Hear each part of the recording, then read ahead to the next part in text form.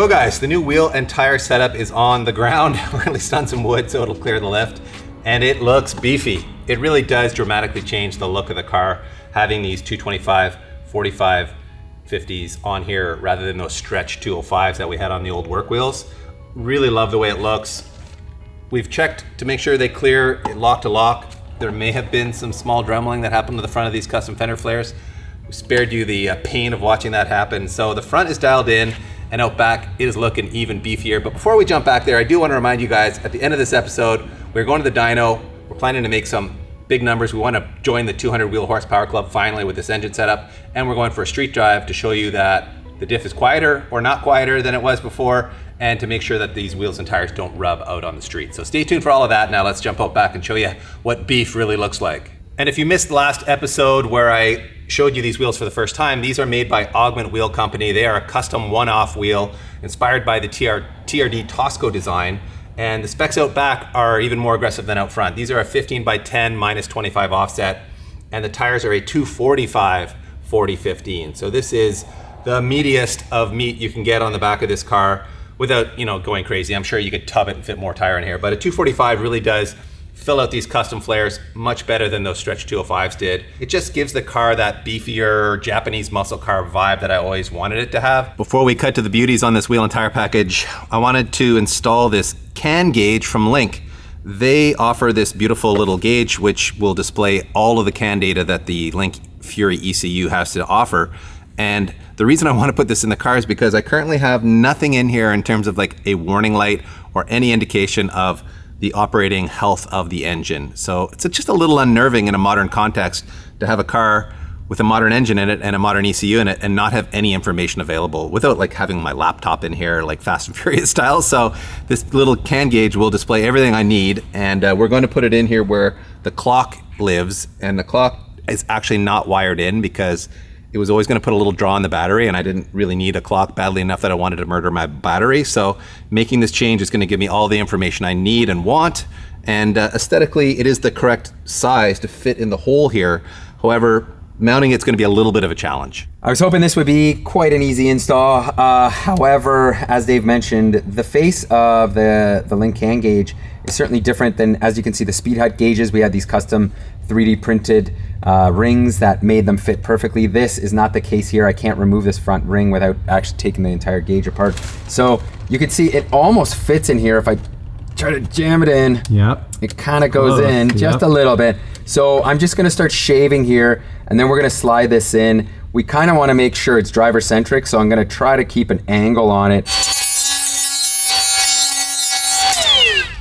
just took a little bit off there, and let's see. Still tight. There we go. It's in. Okay. So, the only downside is it's not symmetrical. The hole is not symmetrical. So to have it like line up perfectly would be very, very tricky to do. We'd have to essentially cut a hole, the entire hole out, try to line it up. And I just don't think it's worth it, DP. I think the way it looks right now, I mean, it's good. I don't mind it. Yeah. I don't know if you do. No, but, I kind of like that it sticks out. It'll draw my eye when I go to Yeah, from a functional standpoint, like I said, function first in this situation. I think it's going to work well for us here. So do I wish it was like recessed in and, had kind of the same bezel as these? Yes, I do. But, this being a digital gauge, it's different. So I'm just making excuses at this point. And with 4 simple wires, we have ourselves a gauge installed. And the beauty with the Link gauge is it's fully configurable. So you can see we can have a ton of different parameters. I can go through this and set whatever I want. Right now we've got this set for O2, TPS, intake air temperature, and ignition. And you can see if I give it the old TPS, there it goes. 97%. That's close enough, right, DP? Yeah, that's close enough. That's close enough, exactly. So with this now, really, Dave's gonna have a ton of information right at his fingertips. You can set warning levels and everything. So really, if you have a Link aftermarket ECU or even other aftermarket ECUs, having a gauge like this is so good. And check this bad boy out. This has to be the nicest gas cap I've ever seen in my life. Yeah, I'm used to those plastic Pep Boys ones that you use as a replacement cap on your 2008 Toyota Tundra. So this is a work of art. It comes with an O-ring and hardware to install it. So let's bolt it down and we'll see how it looks on this cell, which by the way is 39 liters. So the warning on here not to overfill it shouldn't be a problem, since that's the exact size of like every golden era Honda gas tank. So it's a spec I'm very accustomed to. There you go. Gas cap is bolted down. As you can see, it's a 2-piece arrangement with a cap and a neck. Looks so good. It's all so nice. So I think this was certainly the way to go, don't you think, Pete? Versus having that hose coming down from the seat pillar. For sure, here. yeah. It's just more aesthetically pleasing and simpler, less points of possible leaking. So the one downside is I'm going to be pouring fuel into my trunk, but with a typical, gas station stop, you just put the handle in there and fill it, and you're not going to have an issue. Filling it with a jerry can like we're going to do now, more potential for a spill, but I'll be careful. Let's see how it goes. Well, here we go. Hopefully I can do this in a controlled fashion. Oh man, you almost need a third hand, DP. Yeah. I'm just going to pour it very slowly here. I don't want to risk a spill. Oh, this is going to take a while. Having a full can doesn't help either, but... Look at this, you already got a leak. I think this is the... you're using the wrong jerry can. This one has a leak. Bad spout on it? The spout there, yeah. Well, at least it's a good idea. You put the towel down there? Towel down, yeah. All right, well, after the world's slowest pour, it's all in there. And we have not set the shop on fire, so that is a win. All right, it is finally time to fire this thing up and head to the dyno and try to join the 200 wheel horsepower club. So here we go, everybody.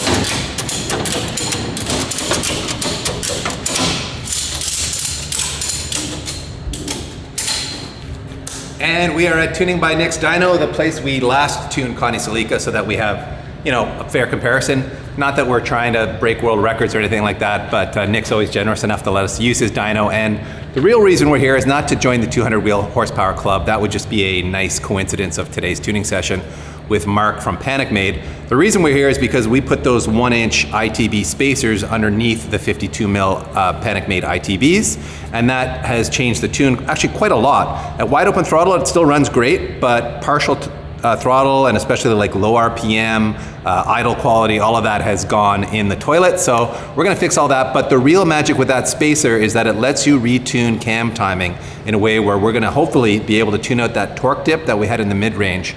You'll recall that from the previous episode, but we'll recap all that for you once we get deeper into the tuning. So let's get Connie strapped down here and we'll get to work.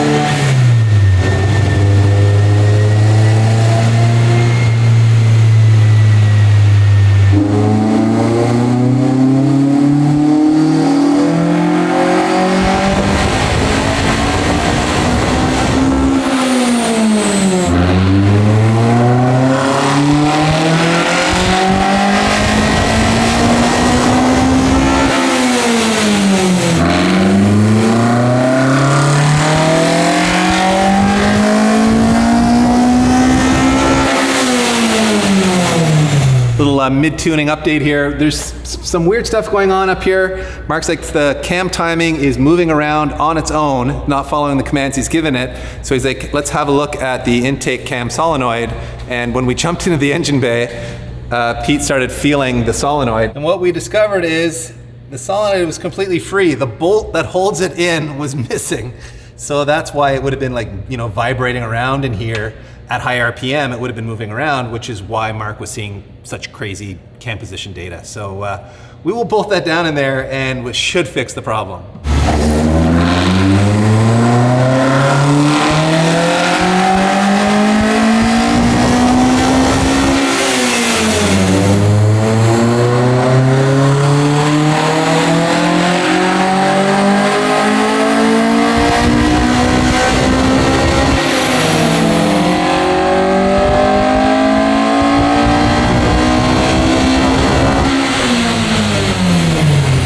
Guys, that is a wrap on today's dyno tuning session with Mark from PanicMade and with Nick from Tuning by Nick. And unfortunately, we are wrapping it up now because A, we're out of time, and B, we're having some problems with the cam timing. It's not doing what it should be doing. As you already know, we had that loose solenoid, but it's still acting weird. Mark's been chasing it for quite some time now and we're not quite sure what the problem is. So we're gonna have to come back another day and really fine tune it. But the good news is we did a lot of work with the idle, and it's idling much better now. The startup is better. And Mark did a bunch of work on the mid-range fueling, so it should feel a lot snappier in the mid-range. For now, we're at a peak horsepower of like 194, which is actually down about 3 peak from where we were before, but we have a much heavier rear wheel and tire package. We're probably 5 to 10 pounds heavier in the rear here and more rolling resistance with a wider tire, so that could easily be robbing, I don't know, 5-wheel horsepower or something. Mark's confident that we're gonna still get to that 200 horsepower number with another session where we can fine tune it and really get the bottom of why the cam tuning isn't doing what it should be doing. So unfortunately, no horsepower number starting with a 2 today, but let's go for a drive and show you how it feels and also report to you on how much quieter that rear diff is after the rebuild I gave it. Well, the synchros are better in the gearbox, so thanks for swapping the transmission for me. No problem. It's very loud, DP. I forgot how loud this car is. Well, we are climbing we're climbing an escarpment, everybody. This is a major feature here in Hamilton. We're going up a very steep hill, so it's gonna get quieter once we're cruising, but let's let the people listen to this thing right now then. It does make good noises. That's really Connie's party trick, isn't it?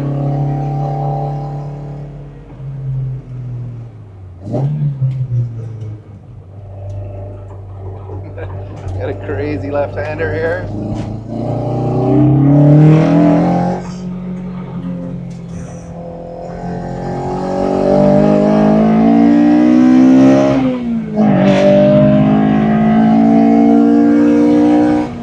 She makes good noises.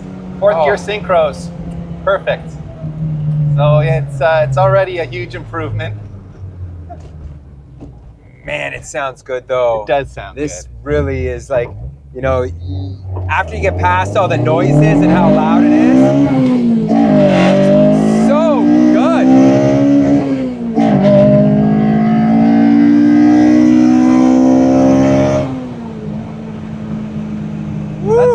That's why we built Connie, just for that. That's the only reason she exists as far as I can tell, because everything else about this car is a compromise to some extent. I mean, it's not comfortable. No. It's not practical. No. But it makes amazing noises, and it's obviously a very raw, very visceral, very, you know, old school driving experience. No power steering, very limited power brakes because we put that small Techno Toy Tune booster in there, so it's fairly high effort on the pedal, which I actually quite like. And spherical bearings throughout, so we get all the NVH of the car traveling up into the cabin, but you're certainly aware of being alive when you drive this car. Right. Holy It does make you feel alive. It does. And listen to how quiet it is cruising in fourth gear here, where with the diff pre-rebuild, it would be making terrible noises right now. So it's much quieter and more pleasant to be in here with the diff rebuild. Yeah. And it's hard to know like what you guys are hearing from an audio perspective. So yes, it's difficult, but we could certainly tell it's much quieter. Yeah, it used to have a constant hum and gear whine back there. Yeah, especially at like light throttle like this. And that is completely gone. So going for a cruise in this car now, I can hear more of the exhaust and more of the engine and less of the diff. Yes. And that was really my biggest objection with the diff before, was that constant humming problem that it had. So big improvement there. I mean, I assume that's because of the new ring and pinion, but I also significantly changed the setup of the diff. So like maybe I just set it up better this time too. Maybe. I don't know. Who knows? It's just crazy how loud it is in this car. Like, it is loud. when we come to a stop back there, Yes. it's like, oh wow, it's actually quiet. And then you start driving and there's so much noise. Yeah. And we There's put a so lot of much- sound deadening in we this did. car. Like, I can't imagine with this. Oh man, it would have been terrible without it. Like, it's insane. Without an interior in this car or anything like that, like this car would just be nasty. It would have been a pure race car. You would never have wanted to street drive it. Even now, it's kind of borderline as a street car, but I enjoy it. I wouldn't necessarily want to take it across the country like this. But if you want to go for a quick rip like we're doing now, it's good fun. And it does feel most at home on the racetrack because of all the spherical bearings. Yeah. And the way the steering is quite heavy. That feels great on the track. And you know, I've got a pretty aggressive brake pad in here too.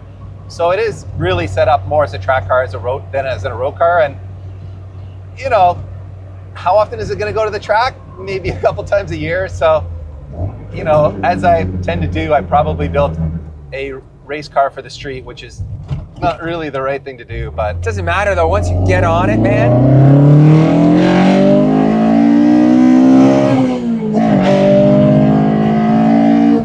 Oh, that's it. that's all you want it for. It makes up for all of the shortcomings, like you said. It really does. It really it's does. phenomenal.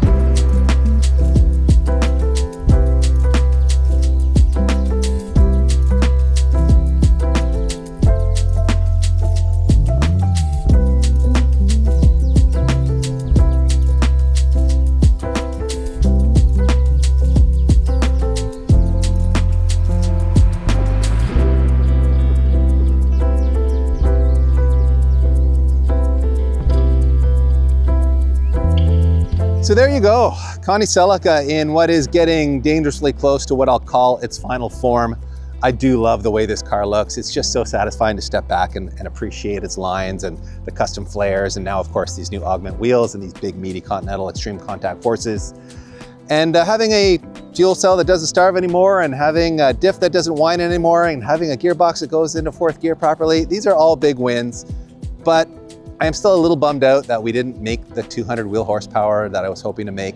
PanicMade actually has a sticker that says 200 horsepower club that I was planning to put on the engine cover to celebrate, you know, crossing that barrier, but that'll be a future Connie Celica episode for you guys. So thanks for watching. Hope you enjoyed these quick updates on Connie, and I'm sure we'll have more for you on her when I bake up some crazy ideas for her next year.